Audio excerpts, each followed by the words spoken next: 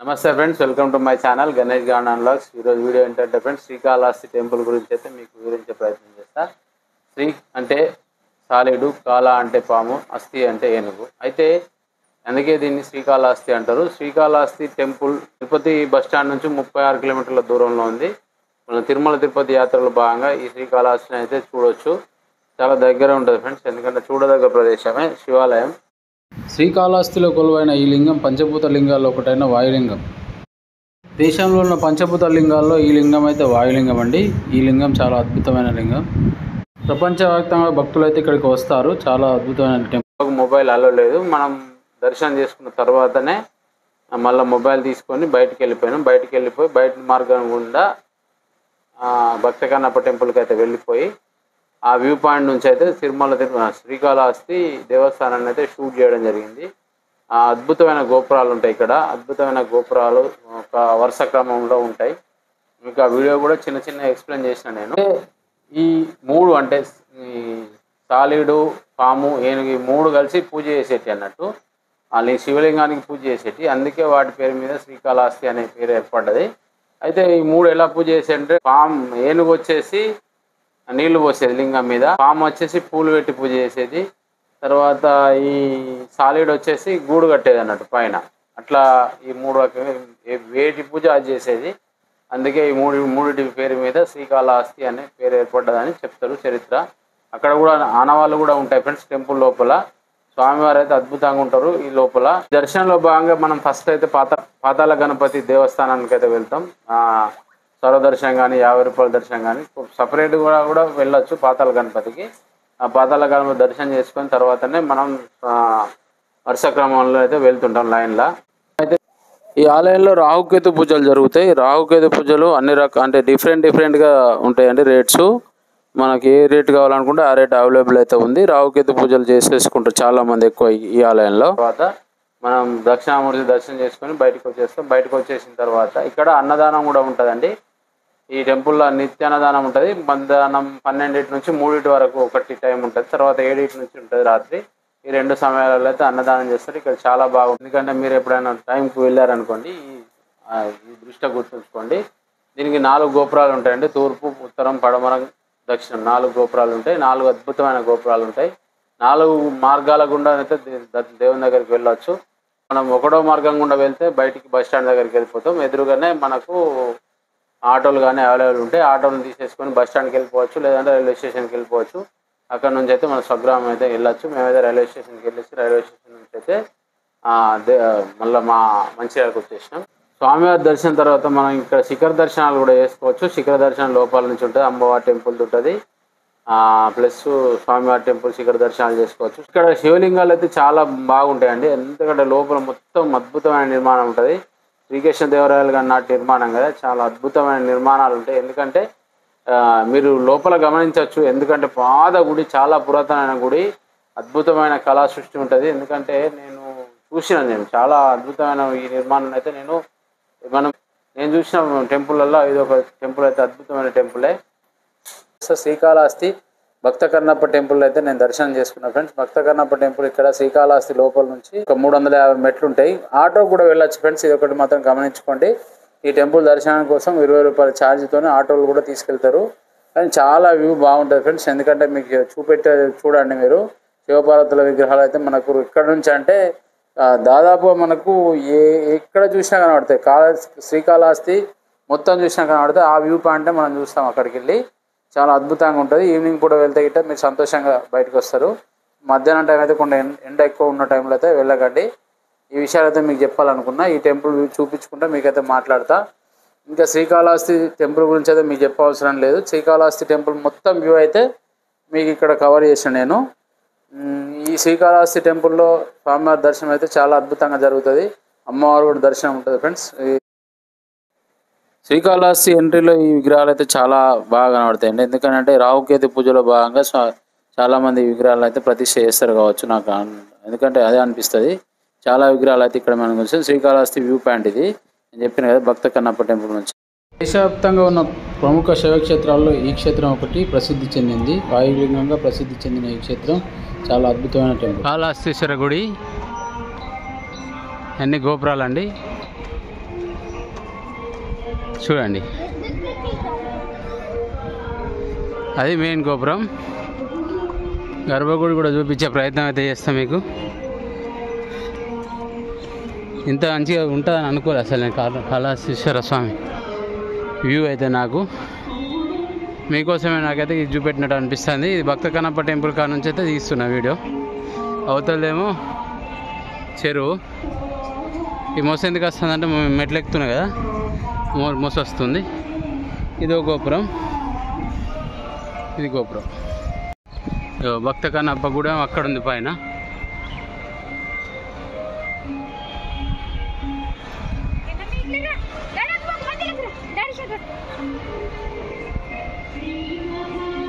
ఇది ఎంట్రన్స్లో ఉన్న గోపురం ఇది ఒకటి. శ్రీకాళహస్తి గుడి కాడ ఇవైతే బాగా కనబడుతున్నాయండి. అది చూడండి, అన్నీ పాములే. రావుకేతు పూజలు ఇక్కడ బాగా జరుగుతాయి. అందుకే కనిపించేది శ్రీకాళహస్తి గుడి. పైన ఆ విగ్రహాల కోసం మనం పోతున్నాం. మీకు చూపెట్టాలనే ఉద్దేశంతో మళ్ళీ చూపిస్తాను. చూడండి, ఇంకొక 100 మెట్లు ఉన్నట్టున్నాయి. అక్కడ కనిపిస్తున్నాయి పై శివపార్వతుల విగ్రహాలు. ఓం నమః శివాయ. కనిపించేది భక్త కన్నప్ప ఆలయం. అమ్మ కనిపించిన చుక్కలు అయితే అది వ్యూ బాగుంది. ఎట్లు బాగానే ఉన్నాయి. చూడండి,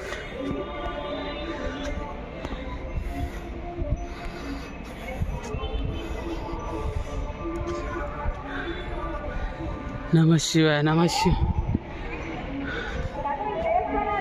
కాళహస్తికి వెళ్ళినప్పుడు తప్పకుండా ట్రై చేయండి. ఈ టెంపుల్ అయితే చాలా అద్భుతంగా కనబడుతుంది. మీరు వ్యూ పాయింట్ చూడవచ్చు. ఇంకా మీదికి వెళ్ళి చూస్తే చాలా అద్భుతంగా కనబడుతుంది. మీకు అయితే చూపిస్తాను నేను. చూడండి, ఎందుకంటే మీరు ఈ దర్శనం చేసుకుంటే మనం సిటీ మొత్తం కనబడుతుంది. ఇంకోటి గోపురాలు అయితే చాలా అద్భుతంగా కనబడతాయి మనకి ఇక్కడ. చూడండి, చూడండి వ్యూ పాయింట్ ఎంత అద్భుతంగా ఉందో. మీకైతే ఇది అయిపోయింది. దీని తర్వాత మనం కిందికి వెళ్ళిపోతా.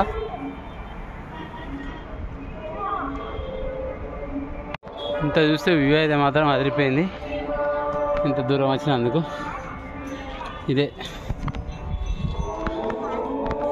భక్త కన్నప్ప దేవాలయం. ఇదో ఫోటో కూడా ఉంది.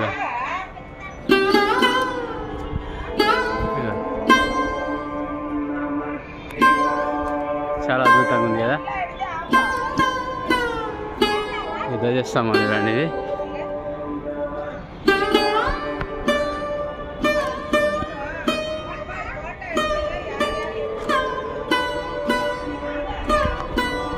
రెండు ఆలయాలు అవుతున్నాయి. ఒక శివలింగం ఉంది.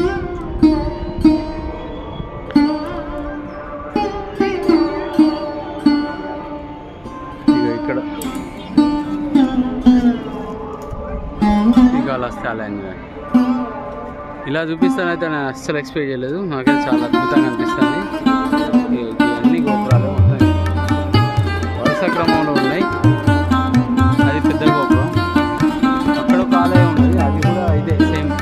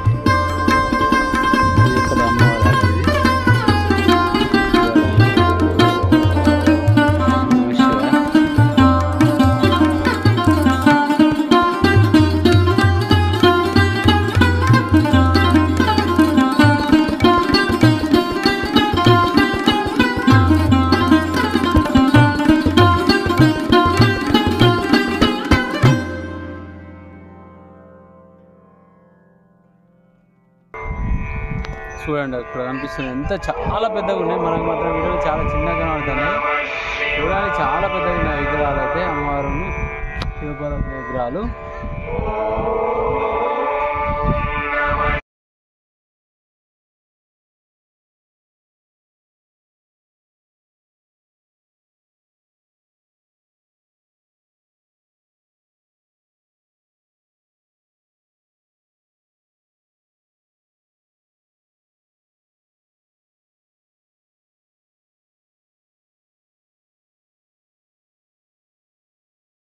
మరోసారి చూపిస్తున్న దిగేటప్పుడు చూడండి, ఈ కాళహస్తీశ్వర దేవాలయం అయితే మొత్తం ఓవర్లోకి ఒకసారి చూసేయండి. చాలా బాగుందండి టెంపుల్ అయితే. పైనుంచి చూస్తే మాత్రం చాలా అద్భుతంగా కనబడుతుంది. లోపల స్వామివారు అయితే చెప్పరక్కలేదు.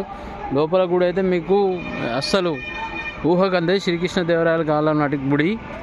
చాలా అద్భుతమైన గుడి. ఎంత అంటే మనకు చాలా దగ్గర నుంచి చూసే దేవాలయాలలో ఇది ఒకటి. శ్రీకాళహస్తీశ్వర ఆలయం చాలా ప్రసిద్ధి చెందిన ఆలయం. చూసేయండి ఒకసారి.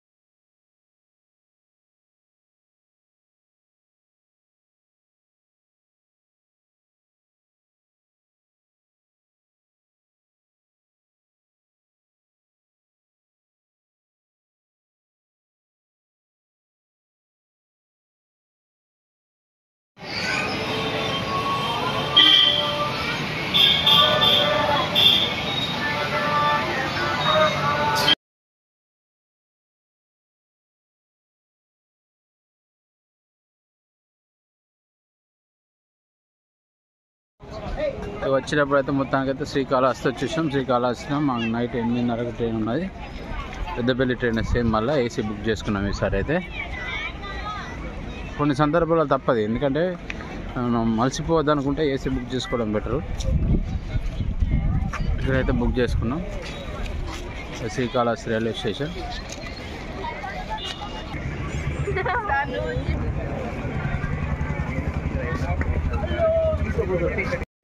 లోపలికి అయితే మొబైల్ అలా ఉండదు. మొబైల్ మనం బయటనే ఇచ్చేసి వెళ్ళిపోవాలి.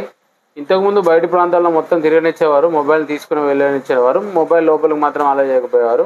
ఇప్పుడు ఆ బయట ప్రాంతాల్లో కూడా మొబైల్ అలా చేయట్లేదు. మనం బయటికి వెళ్తా అంటే మాత్రమే మనకు మొబైల్ ఇస్తున్నారు. నేను బయటికి వెళ్ళిపోయి మళ్ళీ భక్తకన్నప్ప మార్గం ఉంటుంది. భక్తకన్నప్ప టెంపుల్కి వెళ్ళాలంటే ఆటో మార్గం కూడా ఉంటుందండి.